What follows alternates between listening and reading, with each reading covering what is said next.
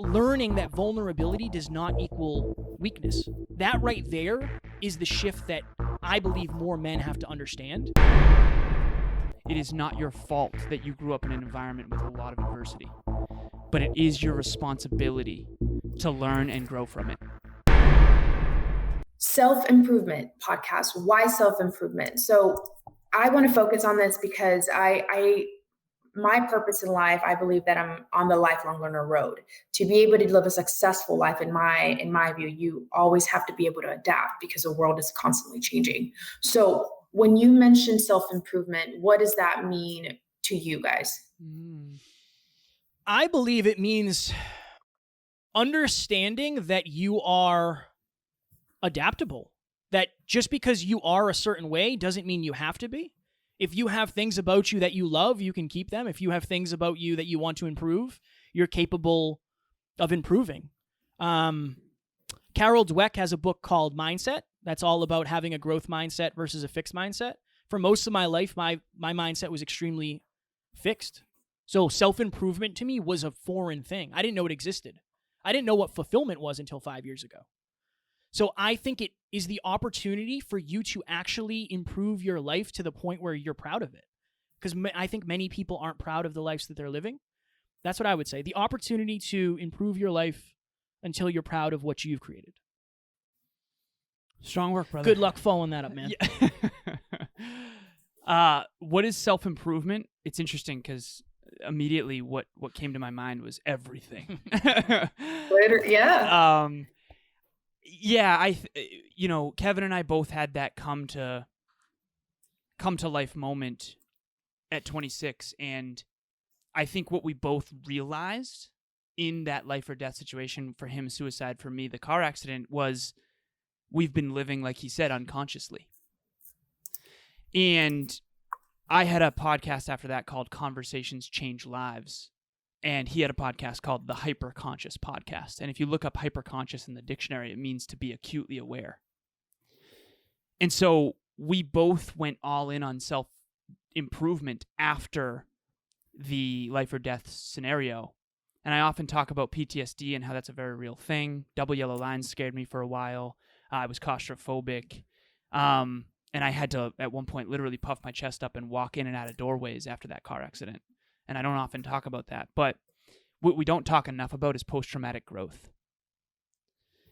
Everyone out there listening or reading this, it's important to understand that adversity is going to happen no matter what. And it's what you do with that adversity that's going to matter. Because every time an adversity strikes, and this comes back to your original question of self-improvement, you have an opportunity to learn from it and grow from it, or to let it keep you where you are. So 2 little kids both get beaten. One of them decides to let it drive them to a brighter future. The other one decides to beat their children later in life. And so we can think of countless stories, whether it's Kevin and I or anyone else, where some people have been absolutely abused physically, mentally, emotionally, spiritually, sexually, and they end up being the most incredible people in the world. Compassionate, loving, service-driven, generous. And I think what makes the difference is self-belief and self-improvement. If you have self-belief in your own brighter future, you will self-improve through adversity, one way or another. And so I believe that my main purpose and self-improvement is everything to me. Even when I didn't know that was my focus, it really was my focus. I was just channeling it in the wrong direction. So as I mentioned to you, I wanted to be a Fortune 50 CEO. I was channeling self-improvement toward the goal, not toward myself, unconsciously. And yes, I was on track to my goals, but I was trading in some of my core values without knowing it. And that's why I had all that regret after the car accident. So what is self-improvement? Self-improvement is about you. It's about an amplified version of who you uniquely are. Every one of us is born different, and we all have nature and nurture. Nature is your DNA and your genetics and your uniqueness. Nurture is the way in which you're raised. And, if you're born in China, you probably speak Chinese. If you were born in America, you probably speak English, not because you were naturally inclined for those languages, but because that's where you were born. So most of who you are to this day has been downloaded. It's been conditioned. And self-improvement is about unconditioning stuff you don't want, like Kevin mentioned, and reconditioning the stuff you do want. You want to be an athlete? Great, you can. You just got to learn how to get around athletes and be consistent.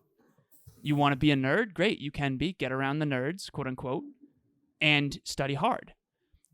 I don't believe that we should be pigeonholed. I believe that we should all improve ourselves in the ways we want. And I think that's why movies inspire us so much, is because every character in the movie goes through a massive transformation through adversity. And so that's what self-improvement is to me. It's becoming more of who you want to be. That's the best way to describe it. I just want to compliment how both of y'all are so self-aware. And how old are both of y'all? If you don't mind sharing with 70. I just turned 72 last week. Well, and you've aged gracefully. 31, Mel. Yeah, so young. And Alan, how old are you? 12. No, I'm just joking. No, 32.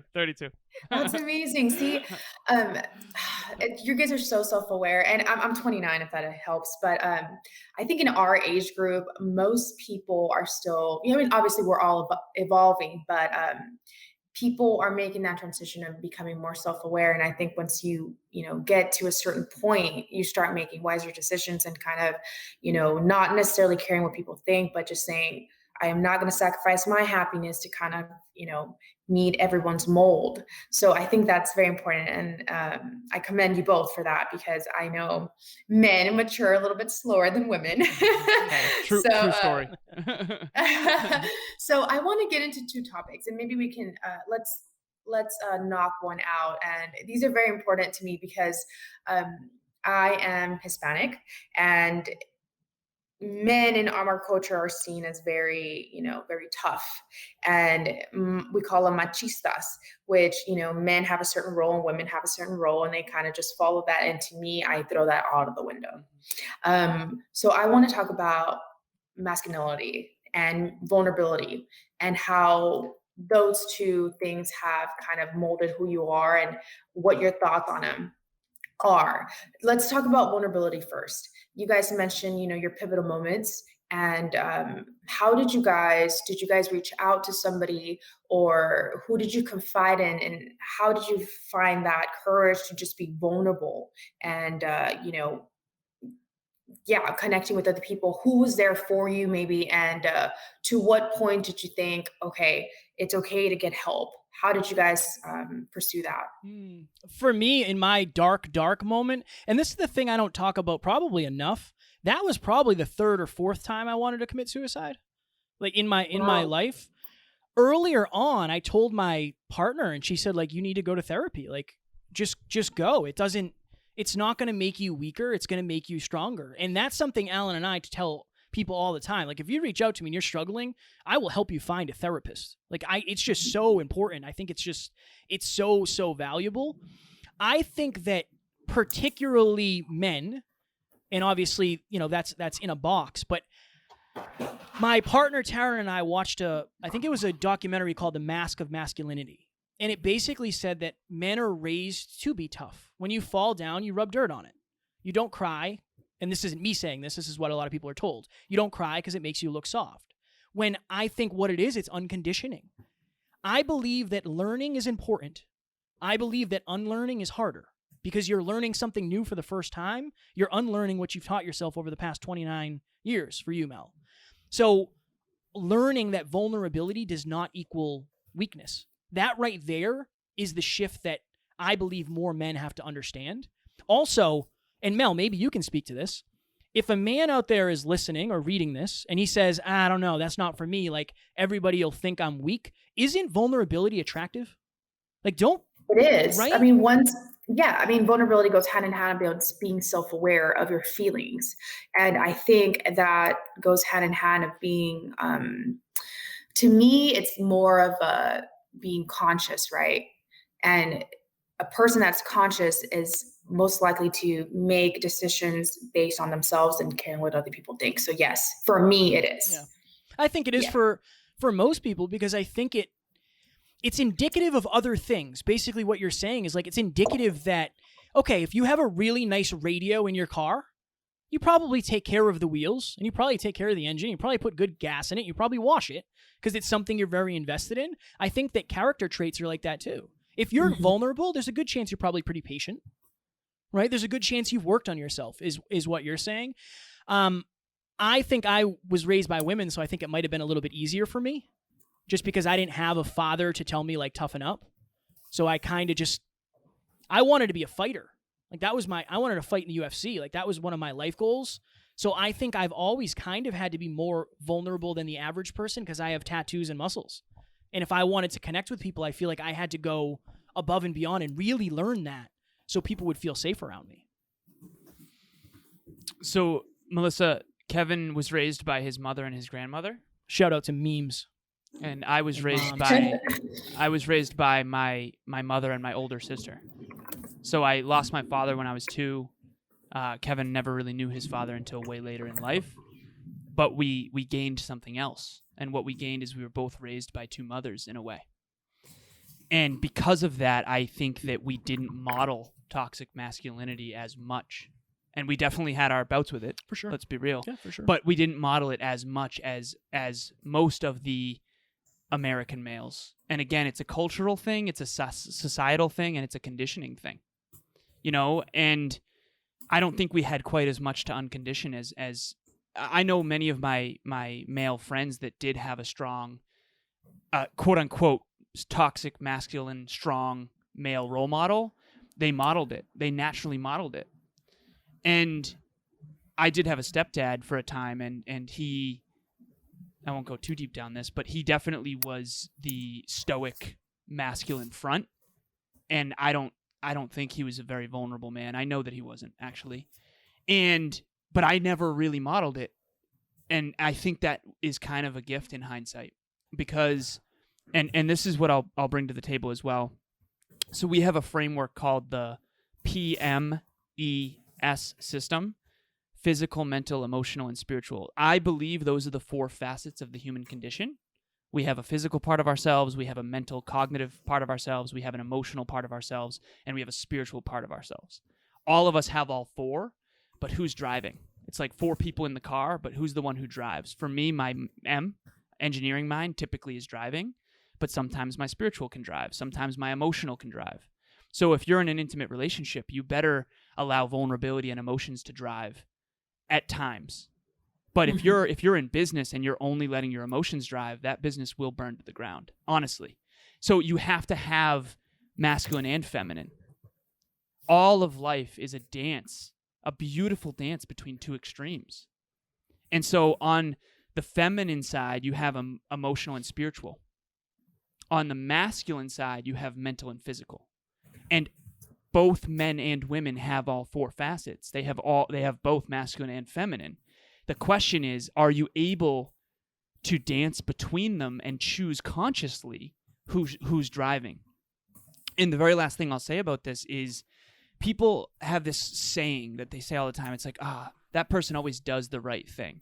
And Aristotle argues this, and if you've ever studied him, he talks about, see, it's really easy to say, do the right thing. But who can do the right thing in the right way, for the right reason, at the right time, in the right amount, with the right people? See, that's life. And that's a far more complex problem.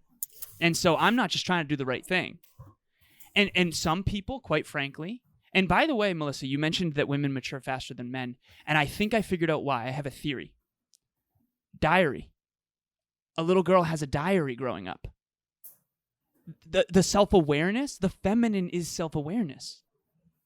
Naturally, the masculine is a little more extrinsic, and the feminine tends to be more intrinsic. Here's the truth, everyone. We all need both. Who here knows someone who's super successful on the outside, but has no inner self-awareness? Okay, honestly, real talk. Who here knows someone who's unbelievably well-developed and self-aware, but isn't that successful? Oh, yeah, for sure. Okay? we all, extrinsic and intrinsic, masculine and feminine, light and dark, up and down. It's you gotta dance. You gotta dance in the two extremes. And it's so important to understand that. And so Kevin and I, fortunately, at chapter 32 and 31 of this life, we've reread the book of our life time and time again and contemplated it. And in hindsight, it's very clear that we had an advantage and a disadvantage. The disadvantage was we didn't have any male role models, but in the long run, that ended up being an advantage because of what we did with it. And another thing, Melissa, that's interesting, and it's another unique advantage. Most of our listeners are women, so it's like we okay. And this is great. This will be a great test. When I reached out to you, I'm sure some part of you was probably like, "Oh, what is this going to be?" And you could be on, if not, but like, I'm learning that Alan and I already have to knock down some barriers. Bodybuilders who have studied themselves and are in shape, and I have tattoos, so it's like I want to impress people. I want women to come listen to us and feel safe to like understand that I don't want to be what you're afraid of. I actually want to be an example, and Alan as well, an example of what's possible in a man. That's one of our goals, and now that's part of our identity, which is amazing.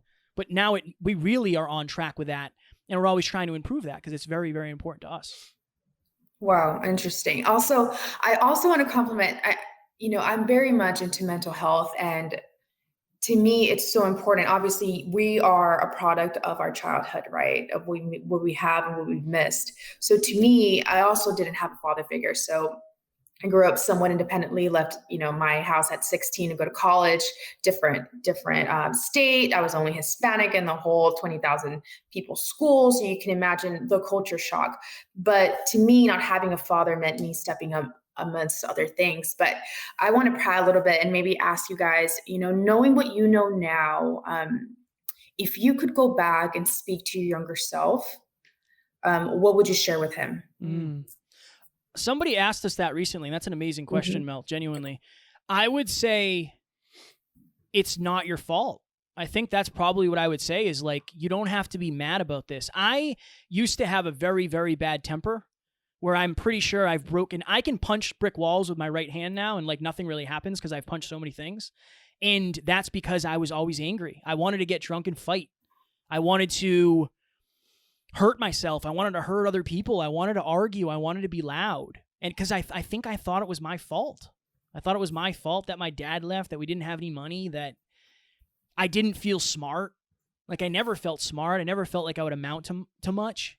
In my group of friends, I was the kid who was supposed to go to jail. Like we used to joke about that. I was the kid who was supposed to get in trouble and get into fights and go to jail. And luckily that didn't happen. But like that was my identity. I would go back and say, Kev, it's not your fault. Like it's not your fault. This happened to you. Now make sure you stop it from happening to anybody else. And luckily that's kind of what we're doing now. So yeah, that's exactly what we're doing. So we're actually starting something called the Next Level Hope Foundation. So Kevin and I, every Father's Day for the last 4 years now, have spent Father's Day together. You don't have to tell her who caught more fish this year. So you don't have to. All I'll say is there was 13 fish caught, and Kevin only caught 5 of them. So you can crunch the numbers if you'd like. No. We talk about goals and dreams. We get together. We talk about life. We contemplate life, and we're starting a charity called the Next Level Hope Foundation, where we're going to actually rent out rec centers, and we're going to have little boys from the ages of 7 to 13 come and spend time with what we believe are character-driven male role models. And we're going to invite and volunteers. We already have some people in the works too. And we also want to get a national celebrity to come as well. One who we believe is heart-driven and character-driven, who actually is a strong male role model. And that'll be next Father's Day in next June. But the reason we're doing that is because of the question you just asked. The question you just asked is, what would you tell your younger self? That's why we're on this mission together. There's that great Steve Jobs quote of, you cannot connect the dots looking forward. You can only connect them looking backwards. So you have to trust that the dots will connect in your future. You have to trust in something, your gut, life, karma, whatever, because trusting that the dots will connect will give you the courage to follow your heart even when it leads you off the well-worn path. And so now in hindsight, it's very clear. I can see clearly now why things happened the way they did. But what would I tell my younger self to try to accelerate that growth? I would say this. I would say, like Kevin said, it's not your fault that you grew up in all of this adversity, but it is your responsibility to do something about it. I would say you have an unbelievably bright future, but it's not about you. It's about how much you can grow and how much you can contribute. And this is what I would say to that young man. Life is not about pleasure. So, Melissa, we all grow up in an environment, and I think that we adopt a paradigm. Bear with me on this.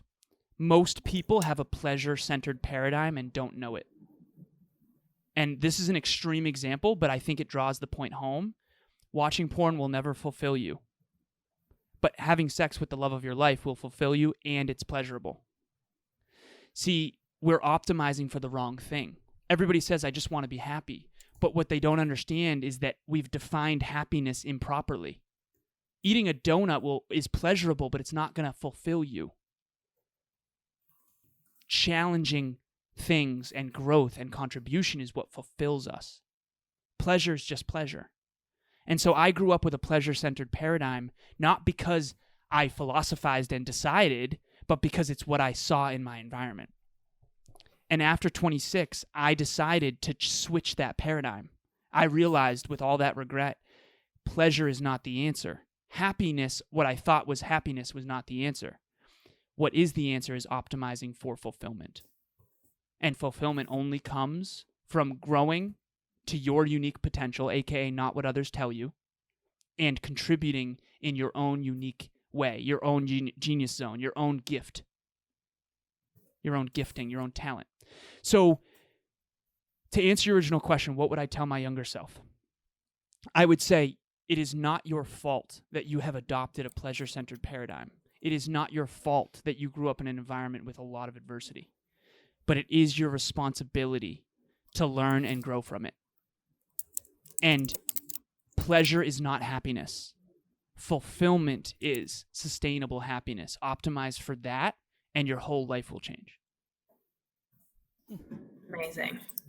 Pretty decent. Thank you. Pretty decent, I'd say. Pretty decent.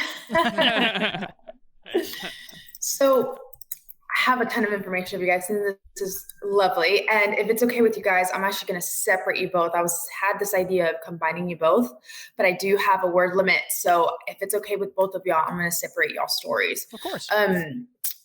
So I also want to touch on, we all have goals in this lifetime, and I don't know your personal beliefs regarding your religious view or non-religious views, but I always ask this question because it kind of gives you a sense of who they are. And like I said, this is not a right or wrong answer. So let's pretend, hopefully, Kevin, Alan, I hope you have lived a fulfillful life, a fruitful life, and now you're on your deathbed, and you're taking your last breath, and you see your life flash back. And, my question to you is, at this point, you're on your deathbed.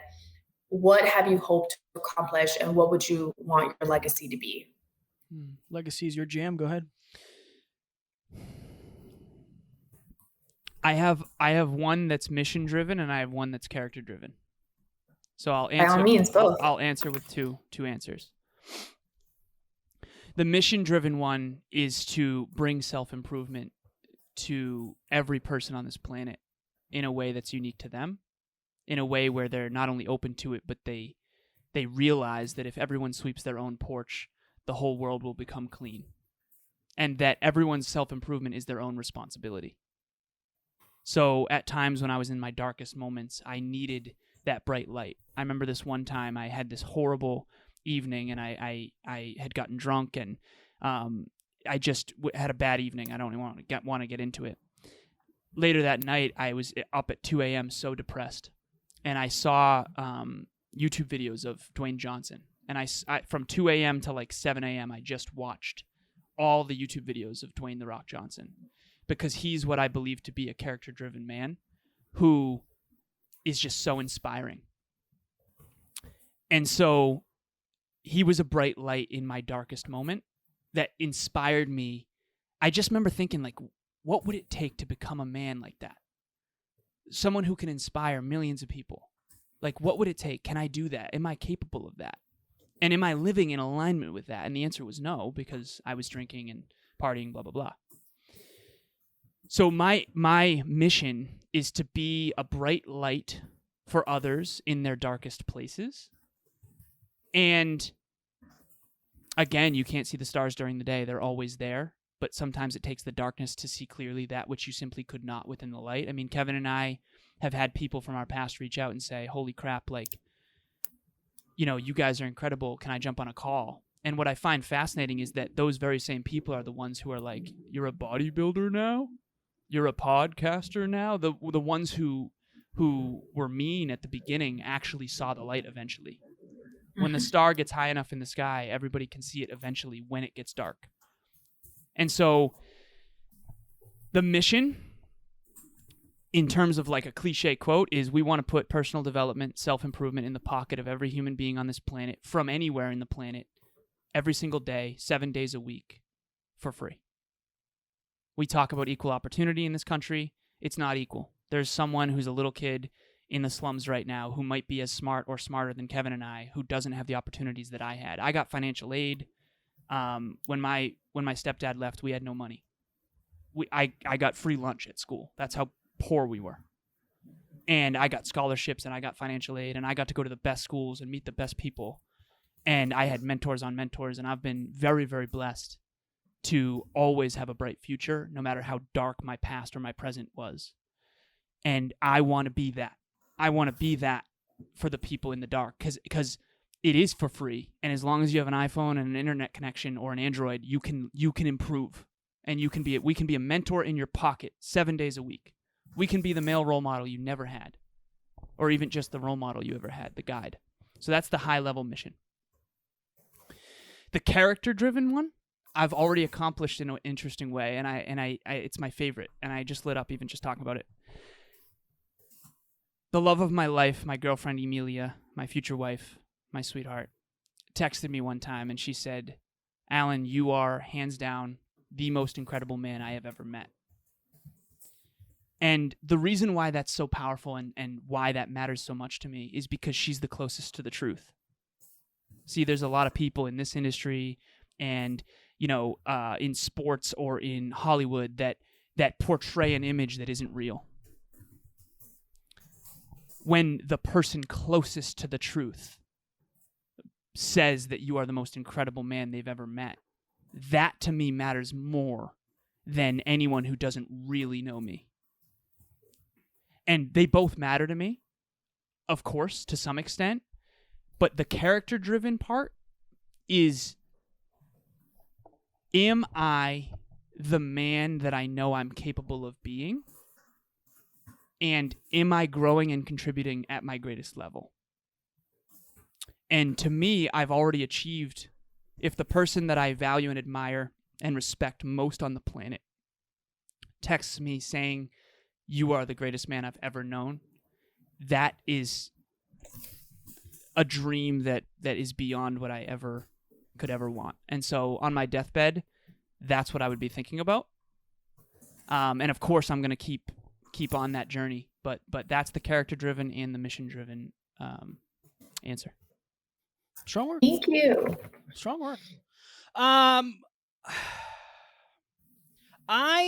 We've had a lot of opportunities to sell out and do things that we don't believe in. And at least one. At least one. I want to be lying there knowing that I did it, and I did it the way that I believed was best for myself, my family, my business partner, our listeners. Like that I want to be authentically me. I want to treat the person who serves me at McDonald's the same way as I treat the person who buys a course from us, the same way somebody interviewing us. Like, I just want to be a good human being. I just want to be a good human being who cares about people and understands that literally is free. When I worked at the hospital, cleaning out toilets and cleaning beds of people who had been removed or maybe passed on, and the doctors looked down on me, I always had this thought. When you and I are out in the parking lot, we're the same people. We're the same people when you take off your uniform and I take off mine. Same people. Now, I usually went a step deeper and said, like, I will Hadouken you. But we can leave that part out because that doesn't sound as virtuous. But that's an understanding that I've had of like, it doesn't matter how much money you have. It doesn't matter what kind of car you drive. It actually does in the other way. If you pull up in a really nice car and you're a really nice human being, it's inspirational. If you leave $1,000 tip and you're nice, that's inspirational. You could change somebody's life like that. And for me, that's what it's about. It's never forgetting that I was the underdog. Never forgetting that I did all this work so I could help other people do less of it. Like, that's the reason I think I didn't kill myself, is because somebody else would have. Maybe that's what I had to go through so I could have impact on this world, and somebody else would have taken their life and we'd be missing them right now. That. Good human being, good husband, good father. Those things are so, so important to me. I know the impact will come because I know Alan's obsessed with it, and now I am too. But we're also as obsessed, character-driven. Mel, we didn't make money in this business for the first 3 years. Oh, brutal. Because we were working on the character behind the scenes, so when we did get hired to speak, we could show up and add value. When we did get thousands of dollars to speak, it wasn't like, this is just a paycheck. No, we take it very seriously. Character first. I always want to have that. My character exceeded everything else. And that's what people will remember beyond the cars, beyond the houses, beyond the podcast, beyond the speeches, beyond the coaching. Kevin's character was amazing, and it inspired me to be better. Who are you when no one's watching? We have it written right over here on a whiteboard, right on the bottom left. It says character over everything. Good. It's a friendly reminder. It's good to have things written around you. So I'm going to end this with two simpler questions. And I want to know maybe a goal that you have this year individually. And also my follow-up question is, you guys sound very busy. How do you guys invest in yourself to take care of yourself? So let's start off with the first question. Whoever would like to take that on first. What was the first question again? I'm sorry, Mel. Our thing cut out. So your goal, mention a goal for this year. What's something you would like to accomplish this year? We want to host an event called Next Level Live. We've co-hosted many events in the past, 3 other events in the past. They've been doing it for years. Hundreds. Yeah, hundreds. We co-hosted 3 different events that were super life-changing for everyone who came, genuinely, and for ourselves too. We want to do that, but host it ourselves. Next Level Live is going to be happening within 2020 at some point, or the beginning of 2021. So that's a goal. Okay, so most of my listeners might not, and readers might not know what this is. So high level, what is this? Next Level Live is a full immersion event that you go to. It's a day long where everyone is there for the same reason, to get to the next level. Next Level University, next level you. See, becoming the best version of you. Not what I think you should do, not what Kevin thinks, not what the speakers think, not what any religion thinks you should be, but you. And so it's a full immersion, full day event where we bring the very best people we can in different topic areas that matter most in health, wealth, life, and love. And it's going to change your life because there's something about an experience. We all have experiences in life that we learn from, but there's certain experiences that we can all point to in our life that shaped us. We want this to be something that shapes you into more of who you want to be. Strong That's a great goal. Thank you, brother. Mel, I would say we set this at the beginning of the year to get to 800,000 podcast downloads. That's what we're aiming for this year. And it's not just so we can say we have that many. It's because that's 800,000 lives that we had the opportunity to impact, and 800 lives that might be changed, and 800 dreams that might be revealed, and 800 habits that could be new and powerful. So that's what we're aiming for that. At least 800,000. Put that out into the universe. At least. Amazing. Those are great goals. Thank you. So let's follow up with, and this will be my last question for y'all. How do you guys take care of yourself? You guys they seem like givers. You guys seem like givers, helping people, but how do you help yourself? It's a great question. I try to balance my life where I have 2 to 3 hours a night of R&R, whether that's watching something with my beautiful partner, Taryn, whether that's playing Call of Duty with a friend. Like, I try to schedule in R&R. So today I was up at 4:30. I won't be done work until 8 p.m. That's a long day. But like tomorrow is a slower day for me where I have a couple hours where I can just kind of be. So I think most people burn out because they don't know where to draw the line. I try to just have a proactive view of the line and try to not stay there, but try to extend that line. How do I keep doing more and require less R&R? Alan's helped me tremendously with that. But I would say make your R&R non-negotiable. I've seen that across the board that so many of my clients, it's literally like, okay, what I want you to do every night this week is take a bubble bath. That's it. Check it off when you do it. Like, go take a bubble bath. Does that fill you up? Cool. Do that.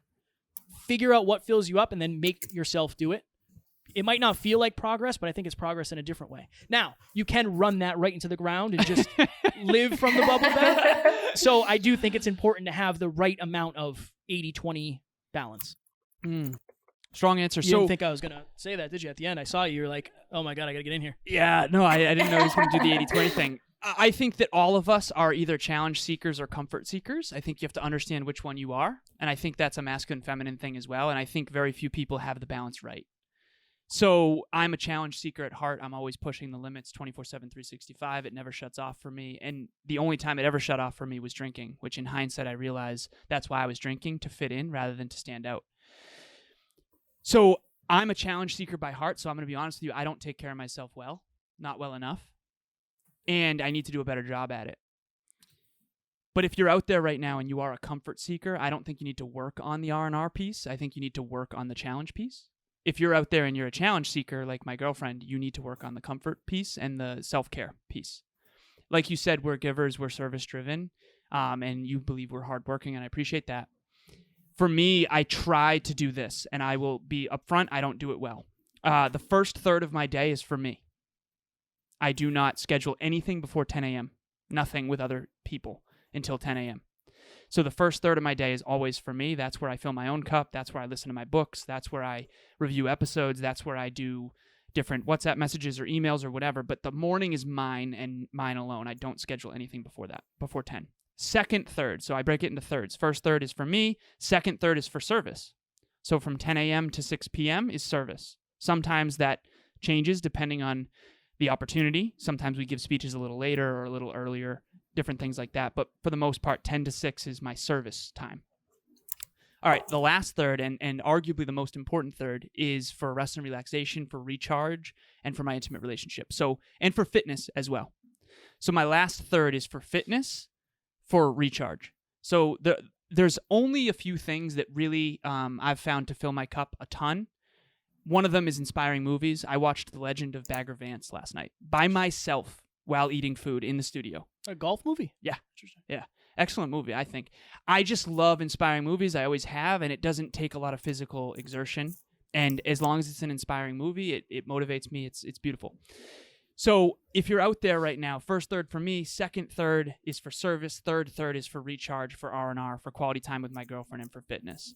It sounds like a lot, but as long as I'm good with my thirds, my chunks, I'm good to go. And like Kevin said, 80-20. Sleep 8 hours. That's one thing is a superpower. I'm very good at sleep. The least sleep I ever get is 7 hours. I mean, I'm very good at this. I don't even set an alarm anymore, by the way, Melissa. Hashtag entrepreneur. Yeah. So I always get 8 hours of sleep. That leaves 16 hours left for everybody. Okay, 80-20, 20% of a 16-hour day is 3.1 hours. That means for at least 3 hours throughout the day. I often say it's the silence between the notes that makes the music. You need to recharge. Our phone battery needs to be plugged into the charger every now and then. That doesn't mean you scroll on Instagram. That doesn't mean you check email. That means you actually recharge. That can be something that doesn't require a ton of you. It's just R&R. It's relaxation. It can be quality time with your intimate partner, blah, blah, blah. 80%, that means, though, if you're going to take the 3.1 hours, that means there's 13 hours left to where you should be productive. Okay, I think most people get it wrong. Most people are 20% work, 80% relaxation. And I think that you're not going to achieve your dreams that way, and that's the last thing I'll say. Or we can create practices where, your money just rolls in and you can relax as much time as you want. Yeah, exactly. So we've hit several topics, and oh my gosh, this is amazing information. I'm kind of thinking now how I'm going to just sum this up and, do your life justice. So we'll see. That'll be my problem though. That's great. Rather more information than not. Is there anything that I probably, may have missed, that you would really, really want to be in your summary? I don't think so. I think you asked great questions. I think you brought a lot of uniqueness out of us that doesn't normally get brought out. I think I'm very happy with everything. Yeah, I'm super grateful that you were willing to do this on our platform regarding StreamYard. You did an unbelievable job at adapting. It shows me how well developed you are, genuinely.